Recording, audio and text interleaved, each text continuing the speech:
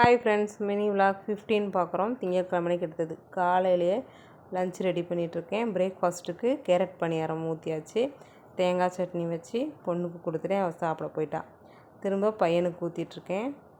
கேரட்டும் பெரிய வெங்காயமும் சின்ன சின்னதாக கட் பண்ணி போட்டு கொடுத்தாச்சு.